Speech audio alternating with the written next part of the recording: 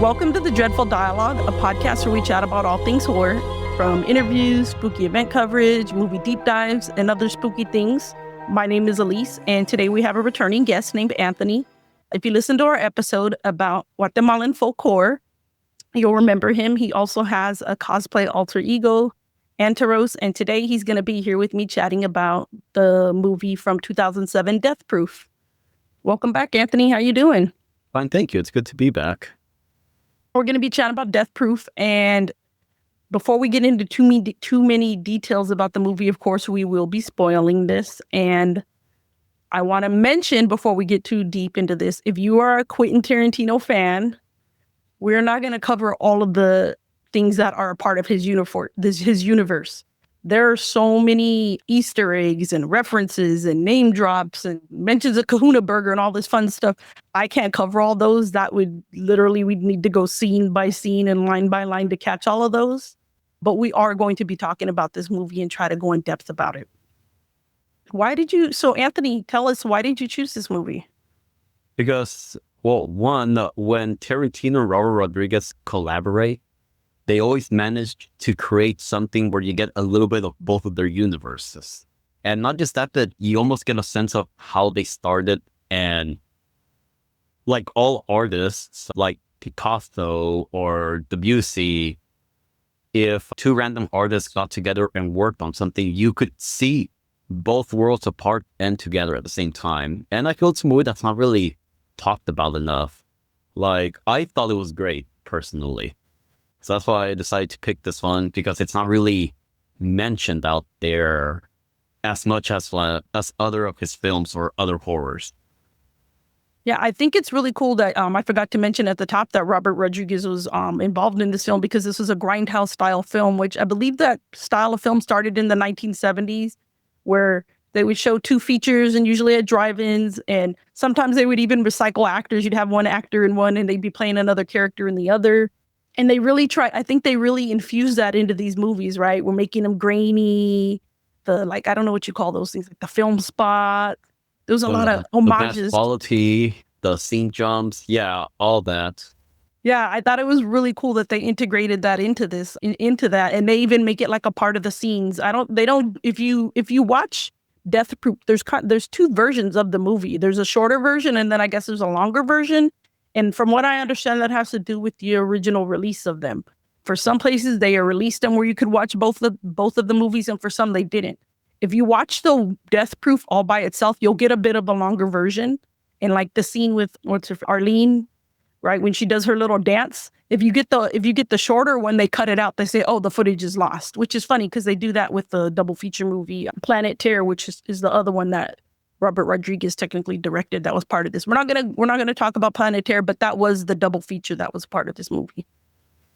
Yeah, and the interesting thing is people didn't know about Death Proof because they forgot about the aspect of a double feature. Tarantino and Rodriguez specifically did this because they wanted to bring back the double feature. But when people came and they saw Planet Terror first and it was over, everybody was going home. And that's when Tarantino started realizing people didn't know there was a movie after Planet Terror. So he had to start sponsoring Grindhouse and with two different posters after that. And he had to make sure that the titles were highlighted. So people used to think Grindhouse was just Planet Terror because that's what they saw. They saw the lady with the machine gun, but then he had to make sure they saw the car from Death Proof so people would get the idea there's two movies here. Yeah, it was such a cool concept. I didn't see either of these in the movies. When do you remember the first time that you saw these movies? The first time I saw both of these movies was actually during COVID. Oh, really? So then you saw them later in the game. Okay. Yeah, I saw them way later in the game. Like, I knew about them before, but I had no interest in them. And then when COVID came around, I saw them with my dad, and I was pretty impressed. Yeah, I don't think I saw them. I did not see them in the movie theater.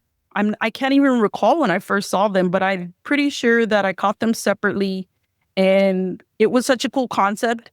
What I love about them, and I guess if you saw them in the theaters in their entirety, you could catch all the trailers. And they have these fake trailers that they made that look just like Grindhouse style trailers. And those actually went on to become separate movies. So that's where we got Danny Trejo's Machete and the recent Eli Roth Thanksgiving. So that's really cool that now that like Thanksgiving's recently been released and Machete's become its own franchise, you can go back and watch those original fake trailers that they made for these Grindhouse double feature. And it's amazing that they ended up becoming actual movies all on their own. Yeah, he tried to get every aspect of what was the double feature back then and give a taste of it. Yeah, even like the little commercials, like when it says like, oh, we'll be right back. So it's really cool. Depending on which version you're able to get your hands on, you might be able to see some of the trailers or see some of the little intros and outros that they have. So I loved that about it. So when you told me about this movie, and I had asked you, because whenever I prep for a movie, I always say, hey, I want to know like what made you pick this movie? And you wrote me something really good, and I'm going to put you on the spot, but is it okay if I read it out loud what you messaged me? Yes. You said, I picked this movie because I felt it was Tarantino and Rodriguez giving us a taste of a slasher film, but in his own way, and we get a bit of everything. We get the slasher, we get the blonde that dies, we get the victims, we get the motive and the killers, weapons of choice, then we get the final girls and the point when the hunter becomes the hunted, and we quickly see things from a different point of view. Man, when I read that, you messaged me that, I was like, oh, I'm hyped to do this movie with him. Like, you summed up so many reasons why people should tune into this movie. Oh yeah, I've had like those reasons in my mind, and even when I talk to people and they don't know about the movie, I quickly be like, look, here's this reason, this reason. Yeah, and a lot of people, some people, I mean, don't consider it horror, but I mean, I think people who run heavily in the horror fandom, we think it's a horror movie. So when you ask me, you're like, do you think it's horror? I'm like, yeah, I totally think it is. And like for all those reasons that you mentioned. So just a little, to back it up a little synopsis for the listeners.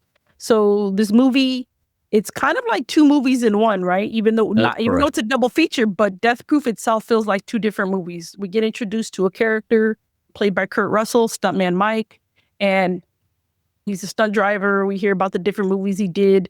And in the first sequence, we're introduced to a group of women. And what are there? I have all their names. Well, the main one is Jungle Julia. There you go. Jungle Julia. Who are her other friends? We have Arlene, played by Vanessa Ferlito. And we have Shanna, played by Jordan Ladd. Shanna Banana, not Shauna, because there's a whole thing in the movie about her name, right? Yeah. Yeah, and they go out for a night on town, and they encounter Stuntman Mike, and Stuntman Mike comes off as like, I won't lie to you, he comes off as like this hot, charming guy, and he's playing sober at the bar, but he eventually talks Rose McGowan's character, played by Pam, and she's a more minor character. She's the blonde, one of the blondes, right? And gives her a ride home, and that's when the craziness happens. He gets her in the car. He calls his car Death Proof, because he says he's a stuntman and he's rigged this car that you shouldn't get hurt in it. And that's where all the red flags start going off. Gets in the car. He actually follows the other group, Jungle Julia and Arlene and Shanna, and he ends up killing them. And that's where that first part of the movie ends. And then we get to see another group of women, the same thing. It's a group of young women. They're out to have a good time. They want to do something with the car. They want to, what's the way to say this? They talk somebody into lending them this really cool car so that they can do this crazy stunt. And he does the same thing. Stuntman Mike tries to run these chicks off the road, almost kills them, but they get the final word on it because they get revenge on him. So that's kind of a off the top of my head synopsis. Go check out the movie so we can fill in all the blanks, but I always try to give a little synopsis at the beginning. So hopefully, I don't know if I missed anything, you can let us know. Oh no, I think you nailed just about every important thing that should catch the audience attention and curiosity to come watch this film. Yeah. So if you haven't checked it out, even though we spoiled it, there's way more. I just barely touched on it. There's so many details in it, and there's great dialogue like every Tarantino movie. Rock solid dialogue. Yeah. Also. Yeah. So Stuntman Mike, what do you think made him such a good antagonist and a good killer? Oh, I've been waiting for this question forever. All right, so Stuntman Mike. So he himself gives it away because he used to get the thrills from being a stuntman. Like, you could tell his looks, he comes in. He was a hotshot in his time. And then at one point in the movie, when he asks Pam, how do you think they do all those race scenes? And she says CGI, you could see his disappointment. He says, sadly, now more than ever, you are right that back in the all or nothing days, we had live people in real cars crashing into real things. And that was his thrill. So throughout the movie, we understand, because the movie's not set in the 70s. Even though when you see it, you think, oh my God, there's a 70s theme to this, 60s, 70s. But you realize, wait, she mentioned CGI, the phones. They're texting. It's early texting, right? The It's early graphics are, texting. but it's clearly not the 70s, even though the music and the vibes and the aesthetics are all 70s. Yeah, so that's when your mind kind of gets warped, and you almost forget about it for a second, but then you realize, wait, no, it's modern. You know, Tarantino had to make sure he remembered it was modern, even though his world is all the 70s and before. So back to the point of stuntman. Because of CGI, there's no need for stunts, or no need for them as much. So stuntman Mike is more as a has-been now. His need, his importance has declined because of CGI, because no one needs to go all out and get like 50 cars because you don't know which one's going to survive at the end of the crash. So his new thrill is now seeking people that he could lure and eliminate, and getting his thrills that way, finding a reason for him to just feel that adrenaline that he did back when he was a stuntman. So that's why he's such a damn good antagonist, not how well he's masking himself. Because even Tarantino's bar character would vouch for him that he's a great guy, especially when Pam was saying, hey, do you know anyone who could give me a ride up in here? And then stuntman Mike quickly tosses his keys to her, and she says, are you offering me a ride? And he says, I'm offering you a lift if and when I'm ready to go. You are too. And I'm just like, he's so smooth about it. He doesn't look at her face. He's focused on his nachos. He makes it clear he hasn't had a single bit of drink throughout the night. He's not only playing, he's playing all the green flags then and there. Pretty much a guy that, even if she said, no, I don't want a ride from you, he could play that, okay, fine, I never cared anyway. He didn't even try to play, I'm trying to be a nice guy type of thing. He was just playing, well, if you want a ride, I'll give it to you. If you don't, I don't care. Either way, I'm enjoying my nachos. Yeah, and he was good, and he didn't even need Pam technically, right? I didn't even think about that till you pointed out. Like, if Pam didn't take the ride, he still was gonna go take out the rest of the girls. His plan, it was just bonus for him. Yeah, it was just a bonus. It was just the pre-thrill before the actual thrill. He knew what he was doing when those other women walked into the bar. But Pam had to be the touch. Pam had to be the blonde that dies, like in all other slasher films. She had to be the first death. Yeah. And I love it's Rose McGowan. She's so beautiful. Oh, yeah. It's so funny, though, that you mentioned his nachos, because he's like eating them so messily, but I'm like, oh, I love nachos. It makes me want to go get nachos. And I love his dialogue, because she's even like, well, if you don't drink, and he talks about how he's all, oh, I'm drinking a virgin pina colada. She's like, why do you hang out at a bar? And he's all, oh, for fun conversation, for nachos. And like, it's like he knew exactly what he needed to say to reel her in, on top of, like you said, she gained confidence in him because people were vouching for him at the bar. Yeah, and then there's this quote that I love so much that I've even posted sometimes on my profile at work, where when he tells her all that about the nachos and how he's not drinking, she says, what are you, some kind of cowboy? And he says, I'm not a cowboy, Pam, I'm a stuntman. But that's a very easy mistake to make. And I remember when I was working Knott's Scary Farm as a stunt, and somebody even told me, oh, so where do you work at night? I'm like, oh, I work at Knott's. And they told me, oh, are you some cowboy there? And I'm like, oh, now it's the right moment to use this quote. And I said, no, I'm not a cowboy, I'm a stuntman. But you know what? That's a real easy mistake to make. But it completely flew over her head. And I'm just thinking, oh, if they haven't seen the movie, they'll never understand this quote. Yeah. I'm one of those. I'm a big movie quoter, and they'd probably go right over people's head, and I'm like, oh well. But I got my little laugh. But hold on, let's pause this conversation about Death Proof real quick. You're a stunt actor, and not I didn't know this. You're a stunt actor at Knott's Berry Farm. Yeah, so in 2022, I had applied. Well, I applied to work in 2021, but I couldn't get the job. In 2022, throughout Knott's Berry Farm, their stunt person quit. So they saw like my resume, so they pulled it back up again, and they told me, "Hey, could you work from this point to this point?" And I'm telling them, "Okay, what do I have to do?" They told me it's pretty easy. Just you have this gurney that's latched onto you. It's considered a stunt position. You're gonna be a hellhound. So in the maze, when they walk through, you're just gonna like leap forward, and you're almost gonna land on them, but you're not exactly going to land them because the gurney's gonna hold you. So that's all you're going to do. Just lean forward, lean back, and stare people, growl. So that's it. Okay, we're gonna have to do a whole episode. We're gonna have to do a whole episode on being a scare actor and Oh yeah, no, and adding you the definitely need an episode on this. It's a different world. It's a whole other type of. You fall down the rabbit hole when you're a scare actor.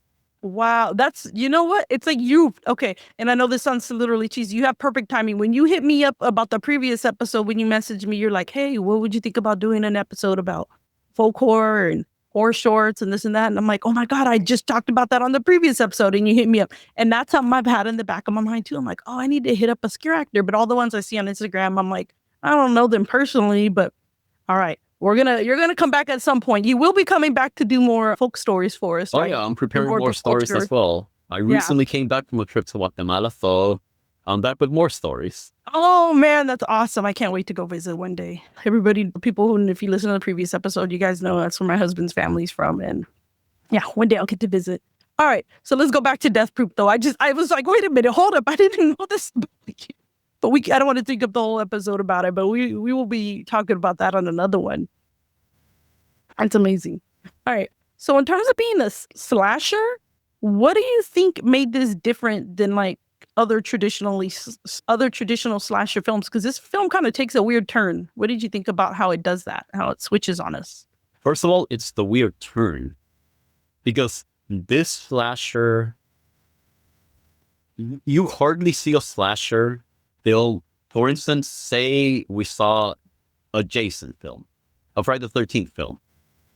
And the first half of the movie, you're scared of Jason, you're terrified. You see Jason as this unstoppable being, this unstoppable force that you would never want to encounter. And there's the feeling that no one, unless you are Batman, Superman, the Punisher, some superhero, you won't be able to stop this character. So imagine taking a movie like that, and then the second half of the movie, you realize Jason is such a wuss. He's just a person. He's running. Is Jason really running? Is he scared? Is he terrified? Oh my God, I lost all respect for Jason. I lost all my fear of Jason. I could take on Jason. Yeah. That's one of the things. And that's exactly what happens in the second half of the film. You go from like, you're not sure about Stuntman Mike. Like I said, the woman in me's like, oh, I mean, I'm a Kurt Russell fan. Okay. If people can tell my voice right now, I think he's handsome. I watch all of his stuff. He's been in the horror genre as well. And he's like this smooth operator, but he has little dorky moments that kind of seek him, but that's not bad. There's nothing wrong. There's nothing wrong with the kind of little bit of dorkiness, right? But then at the end when these chicks are kicking his ass, and we're totally spoiling the ending. You have to watch this ending scene, like the way that they take him out, and the way he's crying, and he's like, my arm, was it his arm, his shoulder? I don't remember. And he's like crying. It's just like, really? Like, you went from being this badass stuntman that killed these chicks and got away with it, and then you just tried to get these other chicks, and because they one upped you, like, this is how you're acting now? Yeah, he's such great acting. Like the change in his demeanor and his confidence, it's great. Yeah, it's amazing. And also, the second thing this is different is because when you think of slasher, the first thing that comes to mind is something sharp. A knife, a pair of scissors.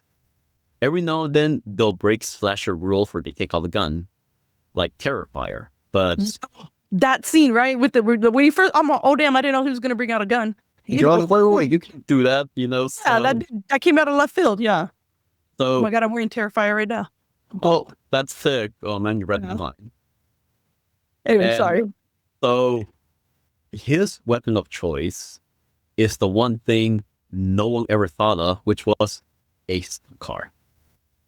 But anyone could say, oh my god, I could take my car and do this. But no, see, a stunt car was built like a tank, or ideally it's built to be super resistant. And he even explains the importance of the stunt car. He gives us a breakdown. He shows us how the car's built, how it's designed. So before he even uses the car as a tool, we see what the tool is, but we don't know that's the weapon of choice. Mm-hmm. So we get the idea, okay, he has this super awesome car. Not only is it a nice Chevy Nova, but it's designed to be able to be resistant. Okay, awesome. And then we realize it's the weapon of choice the moment he kills Pam with it. The first kill. And he does not waste a single second about it. He straight up tells her, oh, that sucks. We're both going left. See, it was a 50-50 chance that you would be going left and then we'd be getting scared. You said right, so you just have to get scared immediately. And then you see the killing happen. And then it clicks to you, oh my God, she's getting hurt in this vehicle and he has such a creative way of killing this person. And then he dropped one of the most spine-chilling dialogues that I myself would even be scared if you heard it, in which he straight up says, hey Pam, remember when I told you this car's death-proof? Well, that wasn't a lie. This car's 100% death-proof. You just really have to be sitting in my seat to get the benefit of it, Lenny. And everything clicks then and there. He's the killer. That's his weapon. Yeah, because he's saying no, he's in the driver's seat, so it's not gonna affect him. But yeah, it's crazy because when you watch it too, you're trying to figure out like what he's up to, and the only character I think that caught on to him but still gave in because she did her dance for him was Arlene, right? She had her Jungle Julia, the radio DJ, had put out to the listeners that, hey, if you run into me, because she's really known throughout the city and they've got all these billboards of Jungle Julia. So she's recognizable. She's a beautiful woman. And she said, hey, if you run into us, ask my friend. And she said Butterfly rather than her name, Arlene. Oh, if you see Butterfly, ask her to do a dance for you. Ask her to do a dance for you. And she didn't want to do the dance for Stuntman Mike because she thought she had seen him earlier at a place. And you could tell she's even weirded out. And she even tells him, like, when he's like, oh, why don't you want to do the dance for me? I think you're lying, because they claim that, oh, well, she did the dance for somebody already. And she's like, he says, oh, are you scared? Are you scared of me? Is it my scar? Because he has like a scar on his face. And she's like, it's your car. And this is the first time you're watching it. Like, you don't really realize that that's a little foreshadowing to what's going to happen with the car. And we get the same thing that happens in the second story when, oh gosh, which character is it? Kim, the one who's the driver. Yes. And yeah, Kim, played by Tracy Thoms. She talks about how she carries around a gun, and somebody's like, why do you carry one around? And she's like, oh, I'm not going to get attacked in my laundry room. Nobody's going to do something to me. And then sure enough, just like we mentioned with Art the Clown and Terrifier, you forget that she has that weapon, and she ends up using it on Stuntman Mike. And that's not even like the half of it. I mean, yeah, she shoots at him. It doesn't really get him. I mean, but it's when they beat him up that they really get him. So it's really cool that the difference in the foreshadowing, we're getting the foreshadowing more in the second one because we know Stuntman Mike. In the first one, I don't think the girls had any idea. Arlene had a slight idea, but man, as soon as Pam gets in that car and he tells her, it's on. He uses that car as a weapon. Yeah, she was doomed. So we talked about the dialogue. Do you think that the dialogue was distracting in any way, or do you think that it added to the story? I feel it did a little bit of both. If you're like my mom, that you want to see action, you don't sit down for like the dialogue, then you might get bored easily because you're more focused on what's going on as opposed to what's being said. But I feel the dialogue also did such a good job as well, because if you listen to the dialogue, you get a part of the film that's being unfolded. For instance, when you mentioned how Butterfly didn't want to do the dance for him. So there's this whole dialogue about why she doesn't want to do the dance. So then he starts saying, kind of like taunting her. He even takes out a little book and say, look, this is my book and I'm going to write your name right here. So he plays a little reverse psychology right there. He gets Calls in her her chicken. head. Yeah. Yeah, he calls her a chicken. He pretty much is calling her a liar and saying that, she doesn't really keep her word until she eventually just agrees what's a dance to this guy. And then we get the dance montage. We get, during the nacho scene, we get the more dialogue. He's giving his wisdom. We're getting more stuntman Mike. We're getting a little bit of Pam. Even Tarantino has his bits in there where he's giving green flags for stuntman Mike. And then there's even more dialogue that gives you that sense of comfort throughout the movie. Even when he says, oh, well, there's this glass right here, but I won't be getting fresh with my hands. So the Pam pretty much is saying, oh, well, this is safe. He's safe. And then throughout the movie afterwards, there's also more dialogue as well during the second part of it. There's, when they're all sitting down, they're all talking about the second group of girls. They're talking about doing this weird stunt on the car, but they don't want to buy the cars. So you get them planning everything out. And that, I feel, is a reference to Tarantino's first movie, Reservoir Dogs. And they're around the table. At the beginning. Yeah. At the beginning. That's exactly it's exactly what it is. Yeah. Classic Tarantino. Yeah. So, and Tarantino's all about dialogue. You won't see a Tarantino film where he'll take at least 20 minutes of just dialogue. Tarantino's about dialogue, but his dialogue actually means something. He actually sits down and thinks and has to make sure this dialogue is perfect and it fits to the scene to perfection. And one of his movies that surpasses this and portrays it so well would be The Hateful Eight. That one of the only films that I feel the importance of dialogue. But I feel this was one of his earlier test runs to dialogue in a bit of a thriller / scary setting. Yeah. So unless you're, yeah. Go ahead. Sorry, I didn't mean to finish. Sorry. Unless you're a Tarantino fan, you probably won't enjoy the dialogue. Yeah, I mean, Chris, if you watch Glorious Bastards, that opening scene with Christopher Waltz, right? His whole spill as a Nazi. I mean, it's like the same thing. I don't know how long it is. It's really long, but you're like, you get scared of that character immediately. And the dialogue in this really, I think it made us buy into these characters. We saw that they had vulnerable moments. We saw that they had moments of strength. We saw that they were like all these women that had like this strong like sisterhood within them, which really benefits us in the second one, right? Because they're essentially all final girls. Instead of being one final girl, we get multiple final girls. And there's a sense of yeah, exactly. And what I also find interesting is that you get the other characters in the bar, and I think one of them's played by Eli Roth, and I don't remember the other actor. And they're even trying to figure out like, hey, how do we get these girls kind of drunk enough that we get to go home with them, right? Because they're gonna go off to one. I think Shanna. They're off to a cabin. Yeah, Shanna's family cabin, but that she had promised her dad, that there wouldn't be any guys there. And they're like, well, we get them like a few shots, right? And then we switch it to Jägermeister. Like they got this whole plan. And that's when you're actually getting, for me, I'm getting red flags from them. Like, okay, that's not right. Like, what if they go and they take advantage of these girls? Like, what are they up to? And in the end, they're not even the ones that we end up having to deal with. And it's a good way to kind of like throw you off of the path of who actually is the bad guy in this, who is the scary person. Who's the person we should be watching out for. It was a red herring. It definitely threw us away, and the rest of the movie, we're thinking about those guys. And typical slasher films, there's always the guy trying to get it on with the girl. It's a very regular trope in slasher films, and well, in a lot of horror films in general.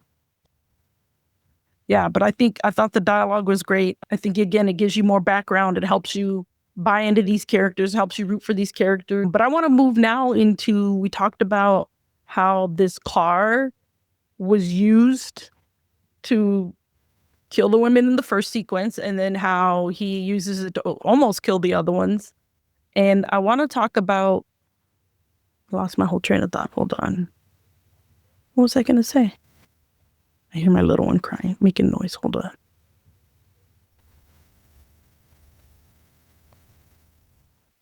What was I going to... The slasher, the roll of the car. Oh, okay. I want to talk about like their actual deaths. Okay. So let's talk about. So we talked about that this is a car that he uses it as an instrument of death. It's called death proof. It's only death proof for him. But the movie gets really violent real quick, right? Yeah, I want to talk about how the 3 women died and how Tarantino shows us the scene 3 times because we get to see every woman as they die. We get to see like what their faces look like, and we get to see the aftermath of what happens to them. What did you think about this scene with all these deaths? It was, at first, I didn't know. It was actually played 4 times. There were 4 women's, but there's less attention paid on the driver. Yeah, that's true. There's always that one character that has less attention, and in this case, it was the driver. So when I saw this film, and I saw when he's about to kill the other women, my intention first was he's going to crash them and throw them off the cliff or something like that. A typical thing anyone who's trying to kill someone in a car would do. But then I see what he actually does. He turns up the lights on and he sets his car in full motion to drive face to face with the car being driven by the women. And at that point, I'm just thinking, what is he doing? I forget for a second his car's death proof. Mm-hmm. So when we get to the actual car crash, we see how important his death proof car is. And that scene, like you said, was played more than 1 time. So when we see the crash, we see that one of the women gets a whiplash. She crashes and practically breaks her neck because her neck goes all the way back and all the way forward. Mm-hmm. The second scene was a little more gory because they're listening to a song, so they're not expecting the car coming until he decides to turn on the light and catches them by surprise. Yeah, that's what he did. He had his lights off and right until the last second, and he turned his lights on, and it's like one of these dark roads, right? A super dark road. So that's how he blew him off. Oh, and there's nothing scarier than knowing you're going to die seconds before you know you're going to die. Really? But you're not prepared for it. They say the first thing people always say right before they die is that they see a light. But do you know what they say? What the words out of their mouth are? What do they say? Oh, shit. As a veteran, I can attest to that. Anyway, I'm alive. Okay, sorry. We went off on a tangent there. Thank you for your service, regardless. No worry. It is an honor.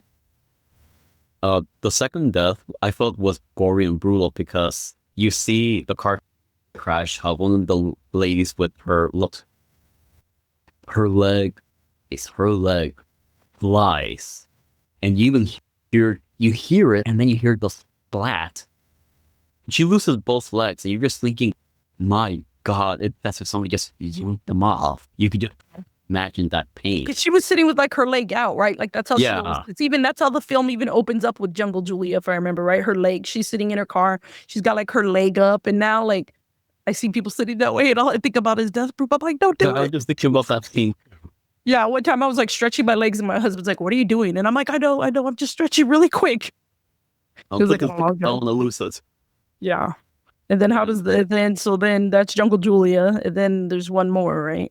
There's 2 more. One of the women goes flying up the window, and she also hits the pavement. You hear like splat and cracks, and you see her tumbling. Even her shoe flies off.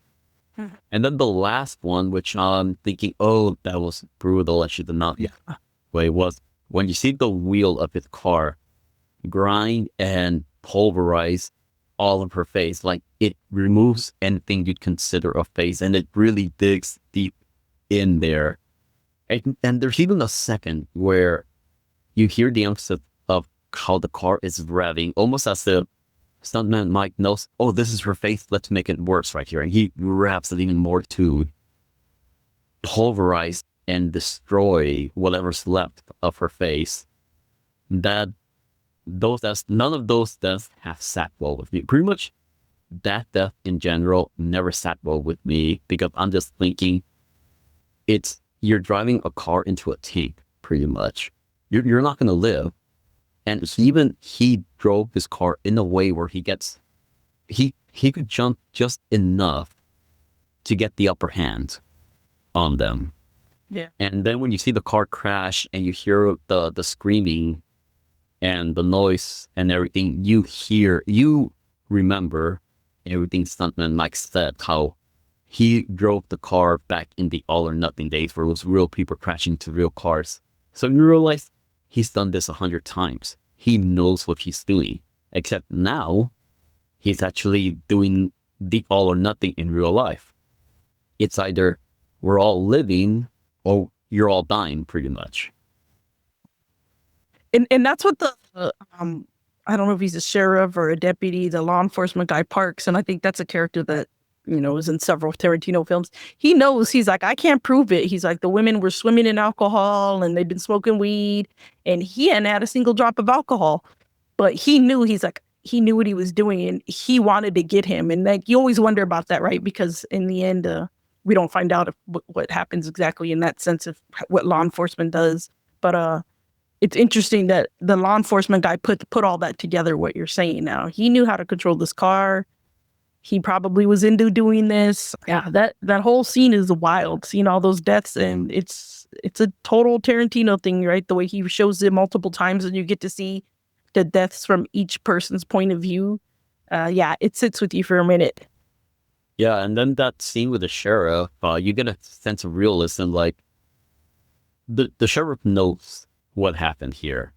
And then he lets us sit back and think about it for a second, because I was thinking at first, oh, that guy's done. He killed them. He's gonna go to jail. But then the sheriff comes back in, and you see how well planned this was. Everybody was at the bar. There were witnesses, and everybody witnessed Thunder Mike just eating his nachos, and Jungle Julie and the rest of the girls doing all these wild things, drinking alcohol, which is still in their system. Yeah. And then he even says, oh, what's wrong with him? Broken fingers, some bruises, maybe some cracked ribs. He'll live, he'll walk. But the women, they're all in the morgue. They're done. And you could also sense how upset the sheriff is that it's not enough to nail him as the killer. Even though he is the killer, it will just get brushed off as a freak accident likely caused by the intoxicated women. This man was just driving, pretty much. He was just going home when these women crashed into him, and that's the story he's going to tell them because he's the only one that lived through that experience. So we get that sense of realism, that sense of disappointment, the sense of, man, he's going to walk. Yeah, the sense of dread. That's dread, there we go. Yeah. I mean, he was so methodical. I mean, he'd been stalking them, right? I don't think we even mentioned how he has their pictures in his little sun. Your sun visor, I think you call it, right? Yeah, there we He go. opens it up and he's got like all their pictures, and he even has them later in the other one. And that was what Arlene knew. She had sensed that she had seen his car earlier in the night, and he's doing the same thing with the other ladies. He's slowly stalking them. He's even taking pictures of them. He even has that looking up through the binoculars. Yeah, we even get that awkward scene where Rosario Dawson's character, right? Her feet are out. Yeah, her feet are out. I forget her character's name. And he like licks her feet, which if I could ask Tarantino, I don't know if he's into feet, because he's always got something with feet in his There movies, was so much feet in this movie. There was so much feet in this movie. Yeah, a lot of scenes showing feet. And then, I mean, he has the whole spill in Pulp Fiction. He has Selma Hayek's feet in his mouth and from Dusk Till Dawn. So yeah, that's another. There's got to be something going on with feet in Tarantino, and he really showed a lot of feet. And they're all wearing like sandals and stuff, like so they stand out even more. So I'm thinking, yeah, there has to be something there. Yeah, I mean, I think it takes place, they said, in Austin, at least the first part. I don't know about the second one. It's Austin, and it's like, it looks like it's the summer the way they're dressed. So they're definitely wearing their chanclas. Uh-huh.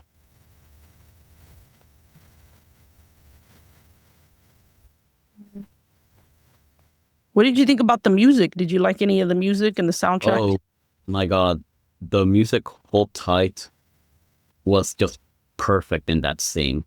And then the music throughout the ending of it, which was like the car chase, was also perfect.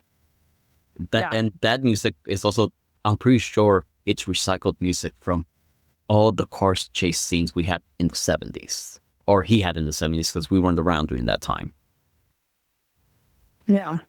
So the soundtrack was just, Tarantino himself even says that to get inspired for a scene for a movie or something, he'll get his record player and he'll play some music. That makes sense. It makes sense. So that's how we get that perfection to it. And he even also had told us that there were two other people that were going to be casted for Kurt Russell's character. The first person was Sylvester Stallone, but Stallone turned it down. Stallone said, I have 2 daughters and I have a wife. This is not a good image for me. Wow. So Stallone didn't take it. And I'm just thinking, Stallone is stuntman Mike. Wow, I don't know if I could see that. I kind of could, but I don't think he would have done as good as Kurt Russell. He wouldn't have executed it. And then he offered it to Mickey Rourke. Or Mickey Rourke. There we go. Yeah. But Mickey Rourke's manager got in the way. Mickey Rourke had a manager, so the manager said, no, this is not a role for my character. Here you go. So that's how Kurt Russell went with it. So Tarantino called him and said, I want to talk to you about a movie. And we showed him the script and he saw it and he thought, okay, I'll take a whack at this. And I'm just thinking, no one else could have played that character better than Kurt Russell. No. And well, from what I understand, I read in an interview there, it was actually Robert Rodriguez was like, yeah, you should, like, he kept telling him, I don't know why you're trying to get other people. You just need to get Kurt Russell. Like, he was like big on having him. And all the actors were really good in this. I don't know if we mentioned some of them. We had Stuntman Mike was Kurt Russell. Sidney Poitier played Jungle Julia, related to the Sidney Poitier. It's his daughter. Vanessa Ferlito was Arlene. Jordan Ladd was, I always have to remember, Shanna Banana, because that's what she tells in the movie, right? She gives a whole, again, with this dialogue, she gives a whole speech. Any girl named Shanna does not want to be called Shauna on accident.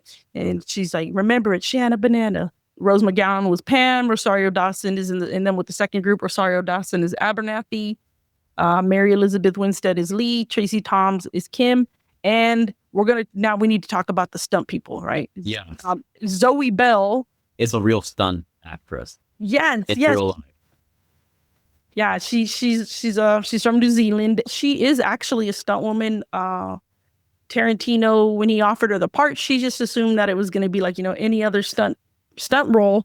And then he shows up to her house and he has the movie poster and it has her name on there. And she's shocked because her name's on there with top billing with the other actors. And she kind of thought it was a joke. And he was like, no, I really you're going to be in this movie as yourself.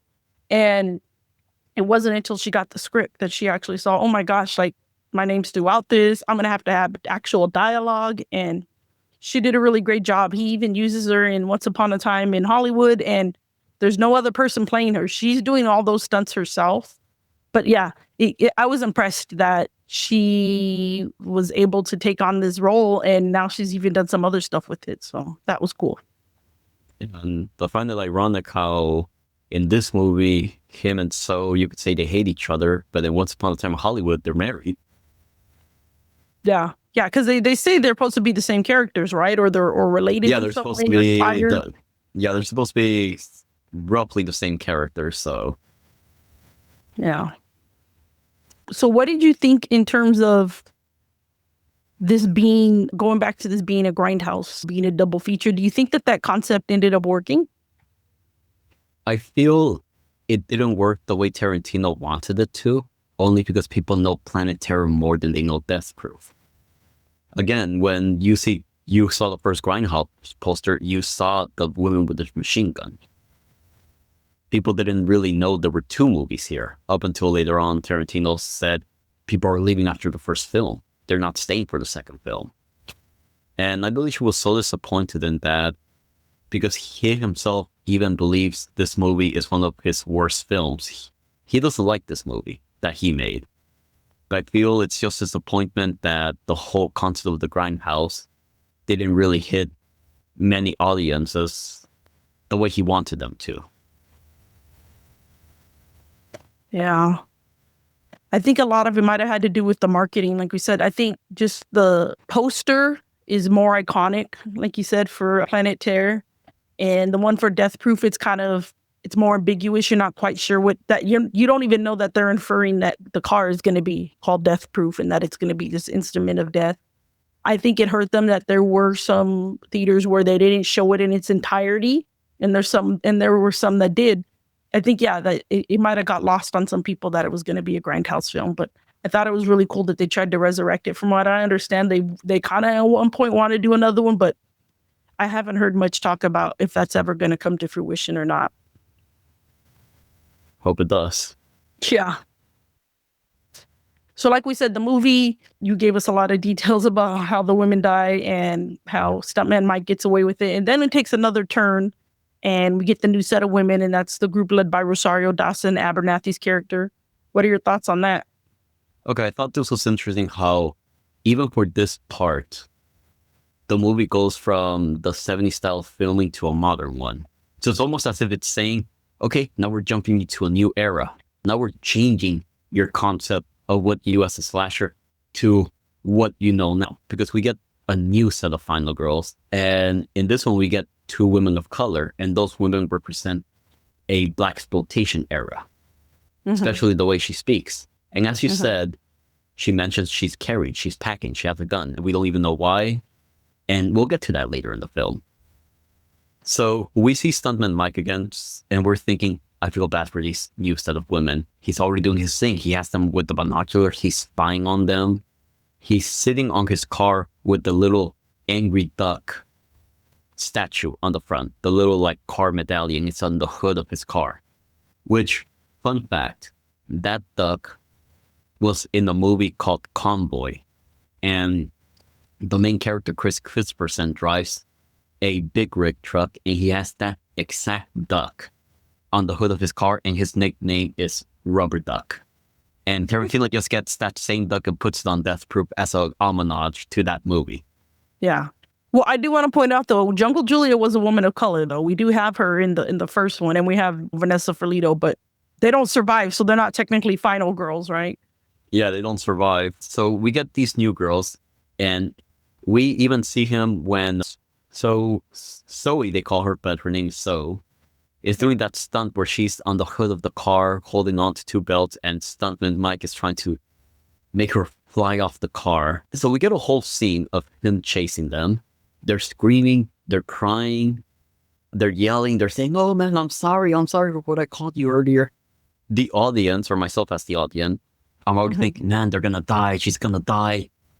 And we get to the scene where he crashes and she goes flying off. And he comes out and he's all cocky. He's saying, wow, lady, that was fun. Well, adios. And you have this hate for Stuntman Mike and fear for him. And that's when the driver takes out the gun that she was packing and she shoots him. And he screams and he drives off. And that's the moment where you're just thinking, wait, what just happened? Stuntman got shot? He's fleeing the scene, and you realize Zoe is alive, and they're all happy. And even you as the audience, you're like, oh yes, she lives. She's not hurt. Of course she lives. She's a stunt woman. She's also experienced. So the importance of her being a stunt person, you realize he met his match. He thought he was bad because he could survive all these stunts, but now we have another person who is trained, maybe even better trained than he is, with stunts, and she survived. Stuntman Mike has failed. And that's when the women say, so what, should we get him? And they're like, let's kill him. You're like, wait, kill him? And then you realize they're out in practically the middle of nowhere. There's no cameras. Nobody knows what they're doing. Nobody even cares for Stuntman Mike. You get a sense, wait. 1 killer, but now it's 3 killers against 1. And then we get to the scene of Stuntman Mike crying, and even my dad lost all respect for him right there, because he thought, like, man, he's crying like a little B-word. Yeah. And you see him, and you see him. He's even touching where he got shot, and he's screaming really loud, and he's crying, and he's all saying, "Why, God?" Yeah. And he takes out his 4 rows. I think it's a whiskey. Yeah, get his whiskey out. It's like he was, as soon as this was going to be over, he was ready to celebrate with the drink. He was ready, but now he's giving the whiskey because he needs to sanitize his wound. Yeah, And he's crying. The moment he pours that, he's crying. And then you also have to admire Tarantino Rodriguez, because you're thinking, this is how a real person would react when shot for the first time. Yeah. Stuntman Mike may know about stunts, but he doesn't know what it's like to actually be shot at. Yeah. And you realize that is the moment you realize Stuntman Mike is not a monster. He's a man. He's just a man. He's a psycho, but at the end of the day, he feels pain. He feels fear. He feels, he has feelings. Well, he feels the way all of us feel something. So you start thinking, man, I could take out Stuntman Mike. I'll just get off my gun and shoot him. I'm not afraid of him. He's just a man. All we had to do was show his human side, just fight back. And right as he's calm and he's saying, okay, it's over, you see them come back, and you see them crash into him, and you see him run away. And that's when we get the concept of the hunter becomes the hunted. And then we go from a slasher to a 70s car chase scene. And we get this amazing car chase, and we get the girls chasing him, and Stuntman Mike, he's crying, and he's running for his life. The killer, the slasher, is running for his life. And that whole montage is perfection. And then we get to the scene where they catch up to him, and he's saying, I'm sorry, I'll just plead. And you just think, oh my God, he's not a slasher. It's as if you got Ghostface and you managed to injure Ghostface bad enough to the point where he's apologizing to you as Ghostface. He was pretty clumsy anyway. Most of the Ghostface characters. They were pretty clumsy, that's right. Yeah. You always wonder, like, why don't these, like the movie could have just ended when they got away. And that's when you're like, oh man, this is almost like some good feminist horror here, right? Like they're gonna turn it around. They're gonna survive. They're gonna all be final girls. And they're like, yeah, let's go get him. And I love that about it. And it turns into like a kung fu movie almost at the end, right? Yeah. I mean, I don't know enough about those movies, but I get that vibes, which Tarantino likes those movies. He loves those movies. And the thing is, you finally get something you've been wishing for in every single horror movie, whether it was Leatherface, whether it was Friday the 13th, whether it was any of those slashers. You always think, why don't any of these characters, if they had a chance to fight back, they would. Like, even you yourself at some point would picture yourself with like enough power to fight back. And Tarantino gave us this. Tarantino said, okay, now I'm going to give them what they all say. Someone's going to fight back against the monster for one. Someone's going to fight back against the slasher. Mm-hmm. And it's funny how the concept of his car is because it's death proof. Yeah. You have this notion that his car is resistant. But then here comes a scene where they're chasing him, and he even thinks he loses them for a second. He's even happy. And he's like, finally, Jesus effing Christ, it was about time. And he thinks it's safe. And then you hear the Jaws theme song, and you see their car, and they straight out ran him over, and his car is destroyed. It's pulverized. It flips. He's badly injured, and he's crying. And the women, they got out of that car like nothing happened. They're walking out of there all stylish, all cool. He's cooked. And then you see him on the floor crying. He's defenseless. He's like a baby. His arm is broken, and he's even begging for them. He's like, be careful, please. My arm is broken. But they just don't care.